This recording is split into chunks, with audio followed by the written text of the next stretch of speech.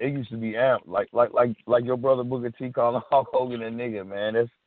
That's the perfect example of how raw it was back then compared to how it is now.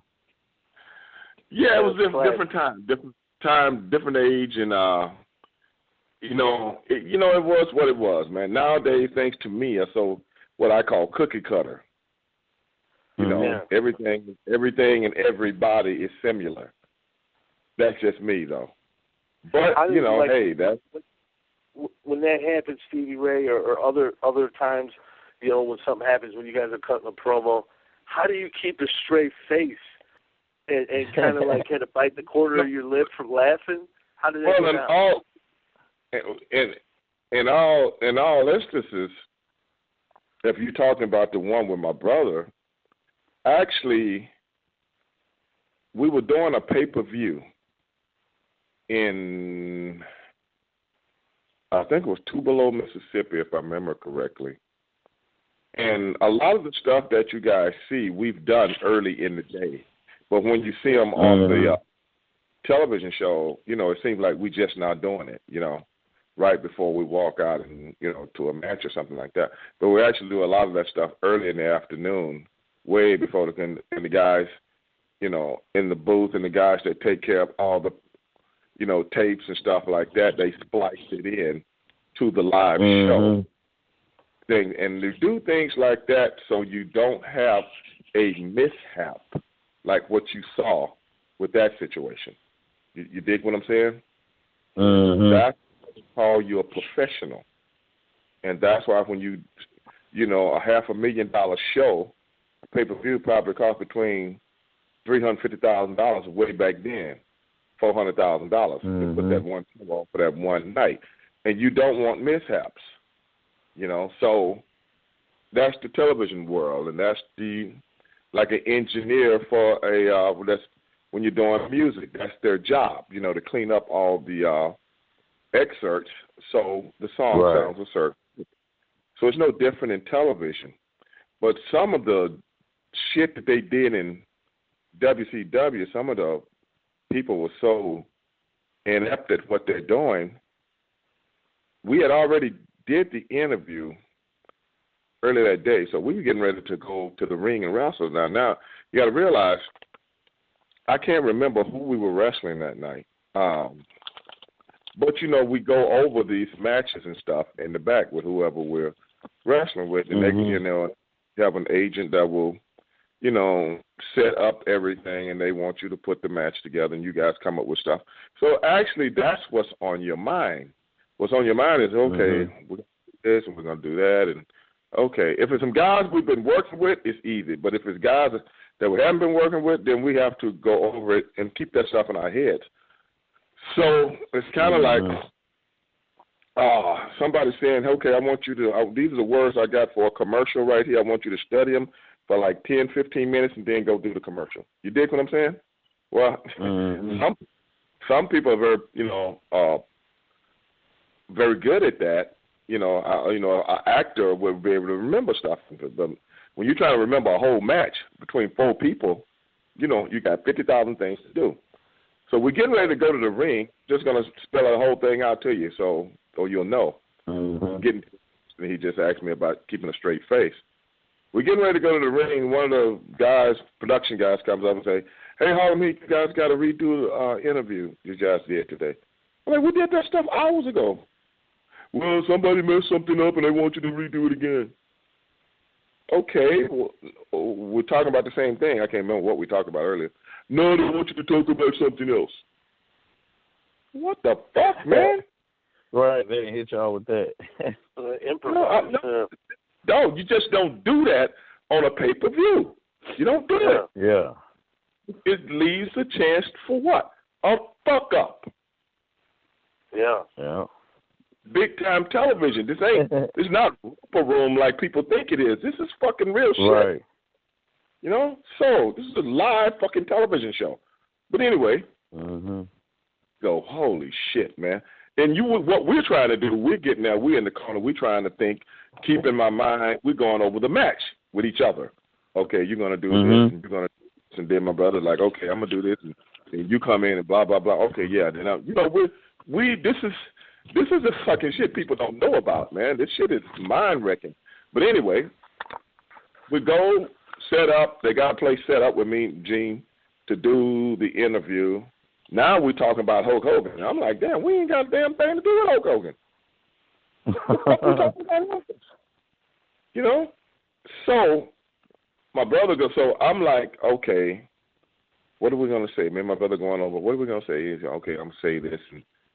And I said, okay, I'm thinking about what I'm going to say on this interview that, you know, what they've given us. So in essence, as my brother's talking, I'm not even listening to him because I'm thinking about what I got to say.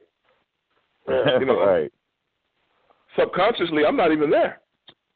In my mind, I'm going over my, you know, verbiage as to what I'm going to say. So people ask me that all the time. Hey, man, what were you thinking? You kept a straight face. I fucking wasn't listening to him. Right. Making sure your shit was right. Right. You know, I got to talk about my shit. And then, you know, on the tape, they cut it off right there. But me and Gene came to me, and then I started talking. But if you ever see the tape on YouTube, it kind of cuts off right there. You know? Yeah. Because it went viral years later. Right. Like you said, years later. So it was like people, I had family members, everybody said, man, what were you thinking? You kept a straight face. But dog, it didn't hit me until everything was over with. Yeah. And then I'm like, did I heard that, but I didn't hear it. You know what I'm saying? Subconsciously, I didn't hear it. And then, you know, my brother was acting, oh man, I messed up, and I said blah blah blah. You know, I'm like, what? I'm like, hey. Because what happened was he was thinking about two different things at the same time. Yeah. If you understand, he was thinking about two different things at the last minute. Right. You know, when you're getting ready to wrestle. And then you have to get into mode. You know, you have to get into character. You have to get into your character, and your character is a boastful, mean guy. And now you're doing stuff off the top of your head. Whereas when we do that in pre-taping, if that had happened, you just go, okay, we'll cut that out and start over. You see what I'm saying? Yeah. Just cut out and start over. You know, it's like a movie. You don't see all the mess-ups. You don't see them until they show them to you. But if somebody's doing a live and they, you know, forget a line or trip over somebody and fall down and whatnot, then what can you do? You just got to keep, you know, the play goes on. That's why in television you never do stuff like that live because you don't have to. You got plenty of time to clean it up. But when it's live, you can't clean it up, bro. So that's what happened. You know, and I blame that on some of the people in WCW that didn't know what the fuck they were doing back in those days, man. Just stupid shit, man. So it is what it is, bro. I remember seeing Brian Pillman. He was roughing up Bobby Heenan, and he says, "What the fuck is the matter with you?" And everybody went quiet because it was live. It was Nitro, I think. And no one said anything for a short amount of time, and then Heenan comes on and apologizes. You know, I guess Pillman caught him off guard. Yeah, this say it was in 96, 97, somewhere around there. Right. I don't know if it's online or not, but I remember it. They probably did, brother. That's the things about live television, man. I mean, it rarely ever happens, because even when we're doing something live, let's say I'm doing something with you two guys, where if it's live, we've rehearsed it. You see what I'm saying? We've rehearsed it that we can't mess it up. It'll be rare to mess up because we rehearsed it already. Well, this interview wasn't rehearsed. Right. They didn't give us a chance to rehearse anything. It's like go over here and do it, and you're getting ready to go ring and wrestle at the same time. Right. You're already thinking about what you need to do in here, and here they come. Like, come on, you need to do this. Right. So it came out, Hulk Hogan, we coming for you, nigga. And then years later, Hulk Hogan get caught saying nigga. So, no big deal, I guess. You know. And then we hear Hulk Hogan on the interview that he does, and he's talking to these guys like, yeah, man, Booker and his brother used to say that all the time. I'm like, motherfucker, I ain't never called you. Right. Don't start throwing me. Don't throw us in the pot. Under the bus, yeah. Like y'all just let them. I'm like, dog, I'm gonna tell you something right now, brother. I'm gonna be honest with you. The N-word was not thrown around. You just don't say the N-word around people that's not in a African American circle. Exactly. I'm sorry, that just did. I say now hip hop has taken the word and taken it to another stratospheric, area in time. But the way I came up and the way me and my brother came up, now I might get in the car, we get in the rental car going to the next town, I might be saying everything under the sun, but you never hear me say it around my contemporaries that are all white, Hispanic, Asian, or whatever. No, we didn't do that. That's just the way you come up. You know, even in school, right. you say it around other when you with your boys. That's just the way it was. Or, you know what I'm saying? If somebody pissed you off of any race, it might come out then. But it was an ethics to everything. So for Hogan, I don't know who he was talking to on that interview. I was looking at it on YouTube. And he was like, Book and his brother used to always. I'm like, brother, come on, man. If anybody heard me say, nobody can ever say in the whole professing, my whole career, they ever heard me say the N-word. Ever. If they're not black. Right. Around other black wrestlers, we talk like we do when we at home. Exactly. Or with your family. That's how we do. Now, but, in a certain circle, no, you don't go outside of that. And that it's just an unwritten law of ethics. Yeah. But, so that's why the thing with my brother, he was really distraught from the whole thing. He really was down on himself. That wasn't something funny to him. Like the people take it, that seen it on YouTube years later. It wasn't funny. He was dead serious about doing that because it just went outside the word of ethics. Because people look at you in a different way that way. Because when we are charity and stuff like that, you really want kids to hear that kind of stuff? Really? Exactly. A little bit more respect for our people than that.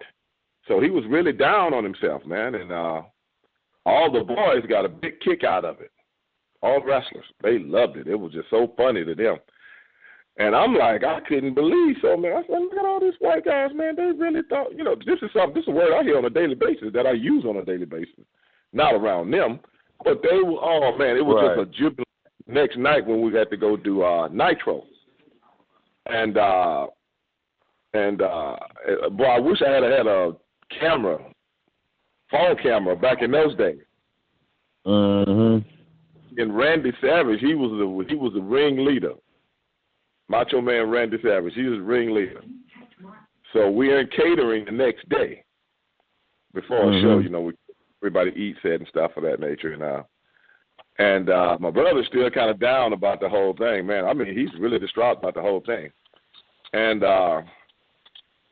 Hulk Hogan comes in catering, and Randy Savage runs up to Hulk Hogan and says, hey, Hulk, what's up? Yeah, what's up? I Hulk talk, oh, yo, what's up, brother? Hey, man, Booker T called you a nigga.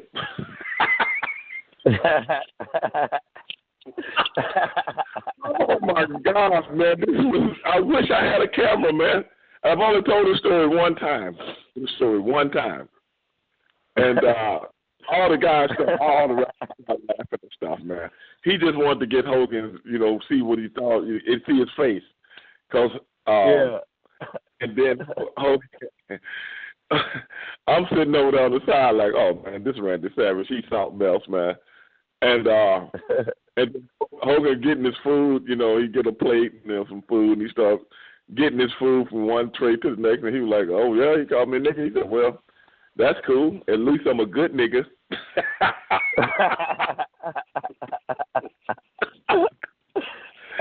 And dog, oh my God, I fell out laughing, man. I fell out because, from the hood, that's what you always tell somebody, you know what I'm saying?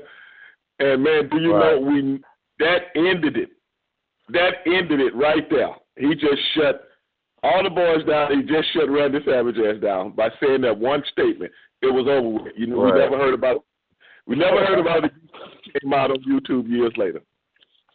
Yeah, Wow. that shit came out years later and just everybody ran with I it. remember the day like it was yesterday because Hogan came over and sit down at the same table I was, and me and Hogan in the cars and stuff, so we were always talking about cars and motorcycles. Mm-hmm. Yeah, I remember the day like it was yesterday, man. I couldn't do nothing but laugh. It was so funny. It was so funny. He said, yeah,